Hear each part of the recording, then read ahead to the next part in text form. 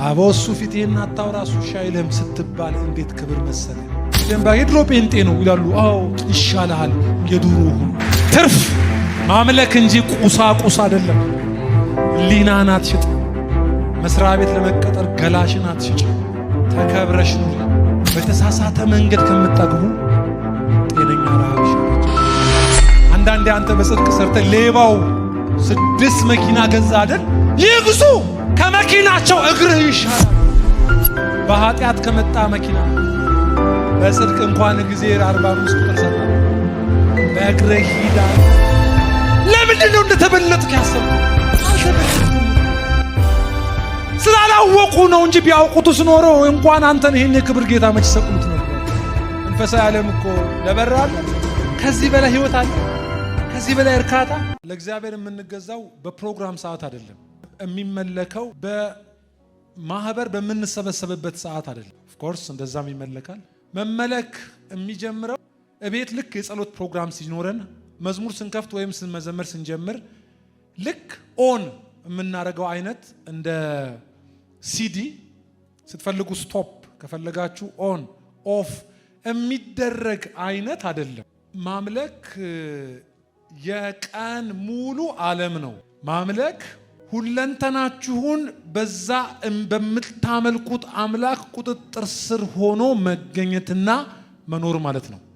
ስለዚህ አምልኮ በፕሮግራም ሰዓት የሚካሄዱ እነዛ አምላክን በምናመልክባቸው መንገዶች በጋራ በመሰብሰብ በዜማ መባ በመስጠት ድሆችን በማሰብ እነዚህን ወደፊት እናወራለን። ግን እነዚህን በጋራ ለማድረግ እንሰበሰባለን። አምልኮ ግን ከጉባኤ መሰብሰብ አይጀምርም። መዝሙር ሲያልቅ አይቆምም። ማምለክ በቀን 24 ሰዓት በሳምንት 7 ቀን ነው። የተገዛ ህይወት ማለት አንዳንድ ሰው እንደ ልቡ ሲያወራ ይውልና ቸርች አካባቢ ሲገባ ነው አፉን ተቀድሶ የሚመጣው። እንደፈለገ ሲናገር መስሪያ ቤት ሲሳደብ ምን ሲል ይውልና ድንገት መንፈሳዊ የሚባል ሰው ሲያይ ሰላም ሰላም እንዴት ነው ይላል። ይሄ በጣም በጣም በጣም በጣም ነውር ነው።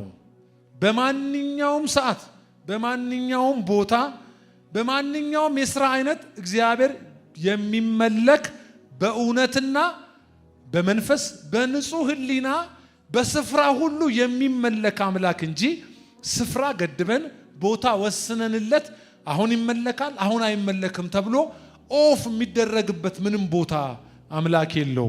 የሆነ ቅርጽ ሰጣችሁ እናንተ በምትፈልጉት መንገድ እንዳው አመለክን ብላችሁ የሆነ ነገር ለማድረግ ያ የአምልኮ ሐራራ ለመወጣት አይነት ካልሆነ በስተቀር እግዚአብሔር ያቺ አይደለም።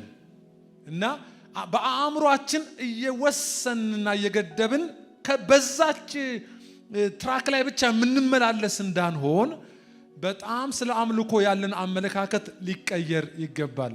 ስራ ቦታችሁ የአምልኮ ቦታ ነው። ትምህርት ቤት በየዩኒቨርሲቲ የምትማሩ በየሃይስኩል የምትማሩ ወጣቶች የአምልኮ ቦታ ነው። አምላክ እንዳለው ሰው የሚያስታውቅ ህይወት ሊኖረን ይገባል። አንደበታችሁን ጠብቁ፣ እግሮቻችሁን ጠብቁ። እዚህ ስትመጡ አቤት የሚላችሁ አምላክ አይደለም ያለው። የትም ስፍራ ያለ በእውነትና በመንፈስ የሚመለክ እውነተኛ በመሆንና በመንፈስ በመሆን በንጹህ ሕሊና የሚመለክ አምላክ እንጂ እኛ ገድበን ወስነን በዛች ሰርክል ውስጥ ብቻ የምንመላለስ እንዳንሆን ከዛ ሰርክል ልንወጣ ይገባል። እግረ መንገዴን ይህንን ባደረግን ቁጥር የአምላክን ስም በየስፍራው በደግ እንደምናስነሳ ታውቃላችሁ። አምላክ በስፍራ ሁሉ የሚመለክ እንደሆነ ሲገባን ይህንንም ደግሞ በትክክል በህይወታችን ላይ ለመተግበር ስንጥር በእውነት እግዚአብሔርን ሳይፈልጉ እንዲጠሩት ያደርጋቸዋል። የነ ዳንኤል አምላክ የሀገር አምላክ ሆኗል። አምላካቸው የዳንኤል አምላክ አልነበረም። የዳንኤል አምላክ ተብሎ ለከተማው ለሀገሩ ሁሉ አምላክ ሆኗል። በነዛ ሁሉ ከተሞች ላይ እሱ ድንቅና ኃያል ተፈራና ኃያል አምላክ ነው ብሎ እኮ የዳንኤል አምላክን አውጆለታል። ይሄም ለምንድን ነው? መስሪያ ቤት የታመነ ነው። በጽድቅ ነው የሚሰራው። አያጭበረብርም። የሆነ ሰው አይገፋም። በጽድቅ ይኖራል። ሲጠየቅ ስለሚያመልክ ነው በጽድቅ የሚኖረው። ለዚህ ነው ሁል ጊዜ የምታመልከው አምላክህ ይላል። መቼ ሁል ጊዜ የሆነ ሰዓት በየ3 ሰዓቱ ስትጸልይ አይልም። ሁል ጊዜ። ስለዚህ አምልኮ መገዛት ከሆነ በየትኛውም ስፍራ በጣም ዲሲፕሊን መሆን አለብን። በጣም ህይወታችንን መጠበቅ አለብን፣ ማስታወቅ አለብን። የሰማይ አምላክ እንደምናመልክ አምላኪ እንደሆን የሥራ ሰዎች ሊያውቁ ይገባል። የሌላ ሃይማኖት ተከታዮች ባለባበሳቸውና በንግግራቸው የምን ሃይማኖት ተከታይ እንደሆነ ያስታውቃሉ። እኛንን ግር ምንል አንገባም። ይህንን ከላያችሁ ሊሰበር ይገባል። እግዚአብሔር በስፍራ ሁሉ የሚመለክ በማንኛውም የህይወት እንቅስቃሴዎቻችን አምላክን በመኖር ልናመልከው የሚገባ አምላክ ነው። እደግመዋለሁ። በአምልኮ ስርዓት ብቻ ሰዓት ብቻ በሚደረጉ ወጎች ሳይሆን በማንኛውም የህይወት እንቅስቃሴ በዚህ መጠን ህይወታችንን ልንቀይር ይገባል። ሶፋ የምትሰሩ ሰዎች ካርቶን ልትከቱ አትችሉም ሶፋ ውስጥ። ምክንያቱም በዚያ ቦታ ምን እያደረጋችሁ ነው? እያመለካችሁ ነው። እናንተ ሙዝ የምትሸጡ ቅቤ የምትሸጡ ሙዝ አትከቱም፣ እያመለካችሁ ነው እዛው ጋር። እናንተ በርበሬ የምትሸጡ ሸክላ አትጨምሩም። እናንተ በጽድቅ መስሪያ ቤት የምታገለግሉ ከሚስትህ ውጪ ሌላ ነገር ውስጥ አትገባም፣ እያመለክ ነዋ። ስለዚህ አምላክን በመኖር በመውጣትና በመግባት የሚመለክ አምላክ ነው። የሥራ ባልደረቦቻችሁ አምላኪ እንደሆናችሁ ሊያውቋችሁ ይገባል። ይሄም በህይወት በኑሮ የተገዛ በመሆን አይደል? በጸሎት ብቻ ሳይሆን በማንኛውም የህይወት እንቅስቃሴ እንዴ ዞር ዞር ብሎ የሚሳደብ ሰው አለ። እኔ የምላችሁ ምን እየሆናችሁ ነው? ዞር ዞር ብሎ በቦክስ የሚያገለግሉ አሉ እና ያራገፉ ይገርማል። ስጸልይ ቅድም እጄን መታኝ ብሎ የሚመጣ ሰው አለ። በጣም በንጹህ ህሊና እግዚአብሔርን ማምለክ አለብን።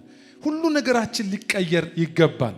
በመካከል ብዙ እብደት ውስጥ እንደገባን ታውቃላችሁ። ቅርጽ የሌለን የአምልኮ እንትኑ የሌለን አይነት ሆነናልና በስፍራ ሁሉ አምላክ እንደገና በህይወታችን በደግ እንዲነሳ እንዳይደነግጡ አንዳንዶች ወመኔ የሆነን በሆነ ቦታ ተገልጠን ቸርች አይተውን እንዳይገርማቸው እንዴ እዚህ አለ እንዴ እንዳይሏችሁ። ለራሳችሁ ብዬ ነው። አይ ለራሳችሁ ስማችሁንም ጠብቁት። የትም ቦታ እዚህ የሚያውቋችሁ በዚህ መንፈስ ነው ልትታወቁ የሚገባው። ደውለ ካፌ ጠርተ ባጤ ቆጡን አታውራ። ለምንድን ነው ካፌ የምትጠራት? ደግሞ እዚሁ አናግራት ማለት የሆነ ቦታ እንደ ልብ ለመሆን የተፈቀደልን የምንመስለው አእምሮአችን ላይ አንድ ግድግዳ ስላለ ነው። አምልኮ የሚባለው በእግዚአብሔር ፊት መሆን የሚመስለን ቦታና የሆነ ሰዓት ስላለ እንደዛ ራሳችንን ስለምንገድበው ነውና እንደ ዳንኤል ሁል ጊዜ በስፍራ ሁሉ በክፉ ሲነሱበት አምላክን በጽድቅ እያመለከ ለሞት ሲፈልጉት እየወደዳቸው እነሱ የፈለጉትን ሲሆኑ እሱ ሳይሆን የፈለጉትን ሲያወሩ ሳያወራ ብዙ ነውር እያለ ሳይነካው ማምለክ ማለት እንዲህ ነው።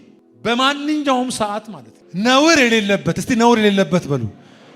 ይሄ አምላክ ሲመለክ አምልኮውን የሚቀበለው ተመላኪው ንጹህና ነውር የሌለው አድርጎ ለእግዚአብሔር የተገዛ ማንነቱን እንዲያቀርብ ምን እንደሚጠይቀን ተመልከቱ። ስለዚህ መቀደሳችን የክርስትና ዓለም ነው ማለት ነው። አለመርከስ ማምለክ ነው።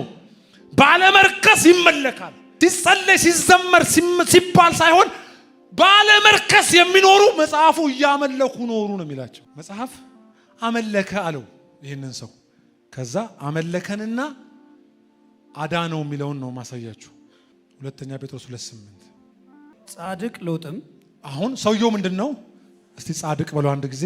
የተለየ አምላኪ ለማለት ነው። ከእድፍ ራሱን የተለየ። እሺ ቀጥል። አንደኛው በመካከላቸው ሲኖር እያየና እየሰማ በቃ ምንድነው የሚያየው? ምንድነው የሚሰማው? የሚገርማችሁ በጣም ነው ደስ የሚለኝ አሁን ዛሬ ይሄን በማውራቴ። በእነሱ መካከል አብርሃም የለመነለት እንደው 10 ሰው 50 ሰው 5 ሰው ተብሎ የተለመነ መጨረሻ ላይ አንድ ሰው የተገኘ ሰው። አንድ ሰውም የተገኘው መጽሐፍ ሲናገር ማንን የሚያመልክ ስንት ሰው? አንድ ሰው። ይሄ ሰው እንዴት አመለከ ብሎ የአዲስ ኪዳን ጸሐፊ ነው ይሄን ሰው ያነሳው እና እንዴት አያይዞ የዕብራውያን ጸሐፊም ይሄን ታሪክ አንስቶታል።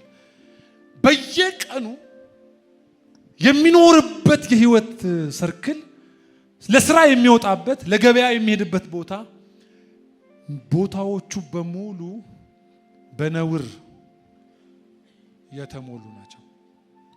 ለምሳሌ በአደባባይ ወንድ ከወንድ የሚተኛባት ከተማ ነበረች። በአደባባይ ከእንስሳ ጋር የሚጋደሙባት ከተማ ነበረች።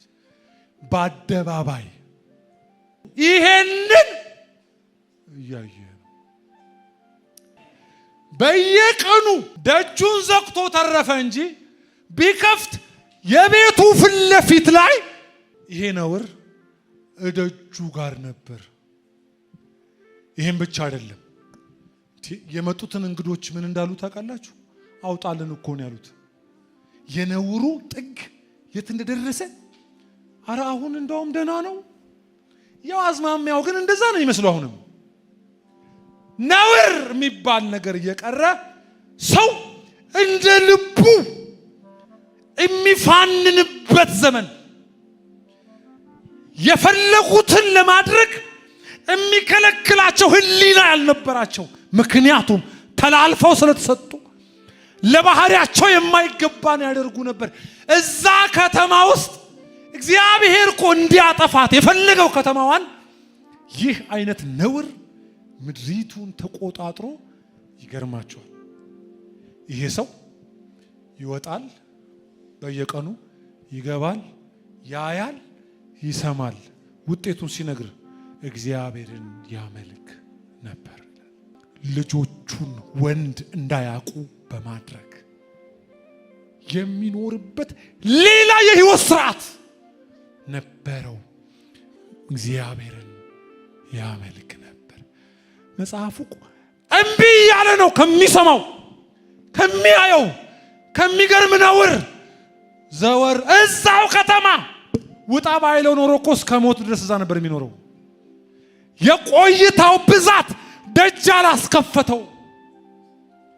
የሚሰማው የነውሩ ጥግ፣ የሚያየው የሚታዘበው ነገር ጥቁ ለምን እኔም አላስባለውም። ይልቁኑ መጽሐፍ ጻድቅ ነው። እንዴት? እግዚአብሔርን ያመልክ ነበር። እነሱ እንደዛ የሆኑት ስለማያመልኩ ነው። ሎጥ ግን እግዚአብሔርን ያመልክ ነበርና ጻድቅ ነፍሱን እያስጨነቀ ዕለት ዕለት በእነሱ መካከል ይኖር ነበር፣ ያመልክ ነበር። ምን ማለት መሰለህ? ለመሳት ቅርብ ነውር መደበኛ ሆኖ ኃጢአት ምንም የማይመስልበት ሰው እንስሳ በሆነባት ከተማ ላይ እግዚአብሔርን ያመልክ ነበር ይላል። ምን አይነት መንፈስ ነው?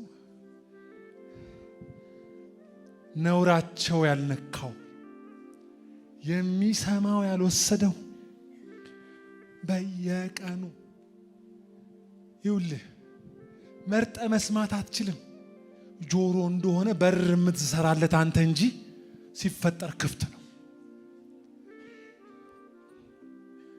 በእንደዚህ አይነት ከተማ መሃል ባለመነካካት የኖረው በማምለኩ ነው።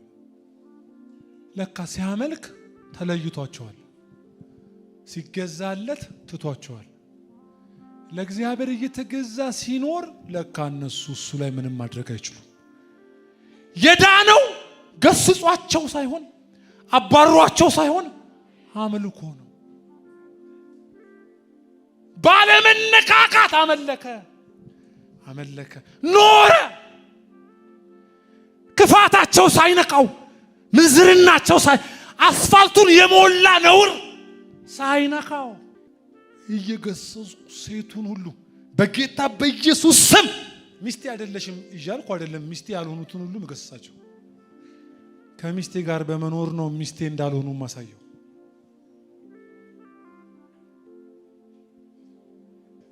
እኔ የሁሉ ለሻሙ የቀረብኩ ባል እንዳልሆንኩ ማስታወቀው አንዷን አግብቼ ስለኖርኩ ነው። እንዳይፈልጉኝ አረኳቸው። እምፈልገው እስገብቼ መቀደስ ማለት ስትለፋለፍ አይደለም። ዋናው ላይ ስትሰክን ከሌሎች ትጠፋለህ። ለሱ ስትገኝ ሌሎች ያጡሃል። ዓለሙ ላይ ስትቆይ ዓለማቸው ላይ ያጡሃል።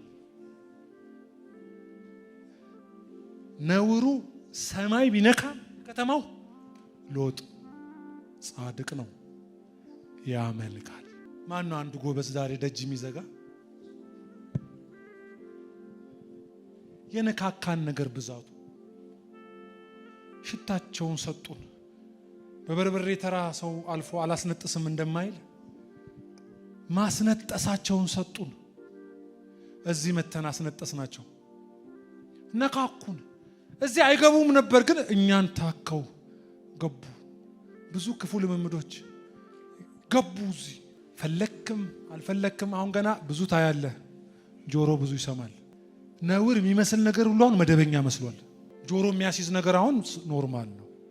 ይሄንማ ለምደነዋል የሚል ጥዩፍ ህዝብ የለም። እንደ እርግቧ ማረፊያ አታ የምትመለስ ብዙ ነገር ነካንና አሁን እኛ ቤት በባህሪያቸው እዚህ ሊመጡ ያልተገባቸው ሁሉ እዚህ ቤት መተው አንዳንዶቹ እንደው ማይክ ይዘዋል። እዚህ ቅዱስ አምላክ ፊት ይሁንታ ያገኙ የሚመስሉ ብዙ የተነካካናቸው አሉ። ገና ከዚህ በኋላ ገና በየአደባባይ ይሄንን ልናይ እንችላለን። አሁን ነው እንደውም አምላኪ እንደሆንክ የምትፈተነው። ሰይጣን በብፌ መልክ በፍሪደም መልክ ኖርማል መስለው የወረሩ ስትወጣ ስገባ ገስጻት ጨርሰው እንደነ ሎጥ በማምለክ ማምለጥ ከኔ በቀር ሌላ የለም ያለው ጋር ተጣብቀ ከዚህ በኋላ ገና አፍንጫችን ላይ ነው። ምን ችግር አለው መሳሳም? ነገ የኔ ናት ብለህ ጮኛ ሆነ ትሳሳም አለ። ፓስተርህን ታስዋሻለህ መድረክ ላይ አመንዝረህ። እኔን ነው የምትሸውዱት፣ አገልጋዮችን ነው የምትሸውዱት። ሁሉም በሚቆጣጠር እኮ በእግዚአብሔር አይኖች ፊት ነገር ሁሉ የተራቆተ። በንጉስ መብል ራሴን አላረክስም። ታው ንጉስ ይጠይቀኛል። አይ ክፋታቸው መቼ መቼ ነው? የሚያመልከውስ መቼ መቼ ነው? እለት እለት። የሆነ ቀን ቸርች ሲመጣ መሰዊያ ሲቀርብ የሆነ ቢሆን ኖሮ እለት እለታቸው ይይዘው ነበር። እለት እለት በመቀደስ ያመልክ ነበርና በእነሱ መካከል ሲያያቸው አመጽ ስራቸው ሳይሆን ኑሯቸው ነው። አመጽ ኑሮ ሲሆን ትዕቢት አፍንጫቸው ላይ ደርሶ ከኛ ውጪ ሰውም አምላክም የለም ብለው እንደ ልብ በሚፋንንበት ቦታ እነሱ መሃል መቼ እለት እለት ሲያያቸው ስራቸው አመጽ ነው። የአመጽ ስራ ነው። በህይወቱ ነፍሱን አስጨንቆ ማለት ኖ በየጊዜው ኖ እለት እለት እግዚአብሔርን በማምለክ እለት እለት የነበረውን ያንን አስጨናቂውን ድንበር የለንም።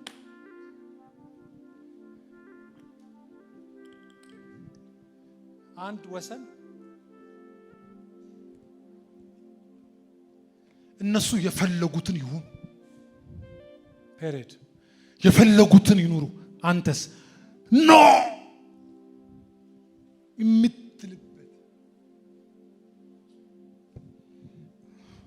በጣም የሚገርም ልብስ ነው እየደረብን ነው ያለነው ዛሬ ማታ። በእውነት እየደረባችሁ ነው፣ እየደረብን ነው። የሆነ ብዙ መከላከያ ያለው እየለበስን ነው እንጂ ሰስኔም ያረጀውን ነገር ከእግራችን ስር ዛሬ ያነሳዋል ጌታ። በእውነት እስከ ዛሬ የተከተላችሁም ካለ ዛሬ ይበጠሳል። ያመለከው በመስመር ነው። አቦ እግዚአብሔር ፊት እንደሚኖር ኑሩ። አንዳንድ ከባድ ጥላቻ ሀገር ጥላቻ፣ ከባድ ጥላቻ።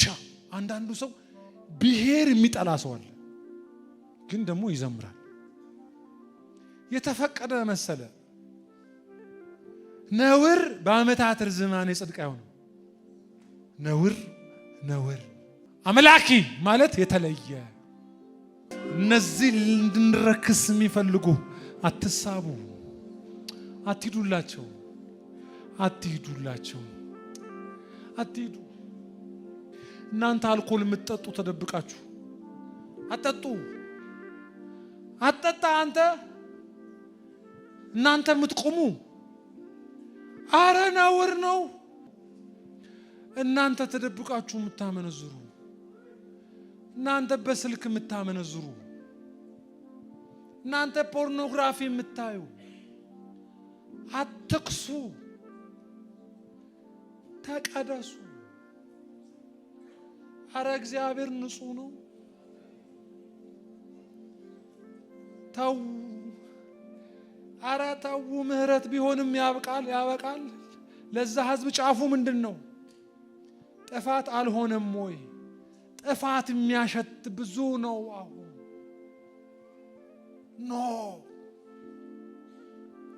ነውር ነው። አታርክሱ ራሳችሁ። ምትሳደቡ አረ አምላክ ንጹህ ነው። እንደ አባቶች አድርጌ የማመልከው አምላኬን በንጹህ ሕሊና የማመልከው አምላኬን አመሰግናለሁ አለ ጳውሎስ። የሚመለክበት በዛ በተመለከበት ወግ ነው ያመለኩት። ንጹህ ሕሊና እንዲኖረኝ ተጋው፣ በሰውም በእግዚአብሔርም ፊት ንጹህ ሕሊና። በቃ አሁን ተቀደሱ፣ ንስሐ ግቡ፣ ፕሮግራም ያዙ፣ ቀጠሮ ያላችሁ አፍርሱ። የሆነ የምትሄዱበት የምታዘወትሩበት ቦታ ካለ አትሄዱ፣ አትነሱ። እናንተ ክቡር ናችሁ፣ የተከበራችሁ፣ የተሞተላችሁ፣ ደም የፈሰሰላችሁ የደም ዋጋ ናችሁ። ኢየሱስ ያከበራችሁ ናችሁ። አትዋረዱ፣ አትስከሩ፣ አትሂዱ። ይኸውልህ ምኞት ፍላጎት ላይ የታሰረ ኃጢአት በመስራት የምትረካና የምትጠግበው ከሆነ ተሳስተሃል። ፍላጎት ላይ ያለ ኃጢአት ስትበላ ሆድ እንጂ የሚሞላው ነፍስ አትሞላም። ስትዘሙት ለዛ ሰዓት ረካህ እንጂ ረክተህ አትቀርም። ሴሰኛ ነው የምትሆነው። ፍላጎት አያልቅም። አንሳ አትኑር። አምላኪ እንደሆንክ አስታውቅ። ነውር ነው በል፣ አረክስም በሉ። አንተኛ በቃ ሎጥ እንዲህ ነው። እለት እለት እያመለከ ዳነ። ለዚህ አምላክ በመገዛት ትረፉ። አሁን ይቺ ምድር ይሁን ጊዜ ዘመን ለመርከስ በጣም ቀላል ነው።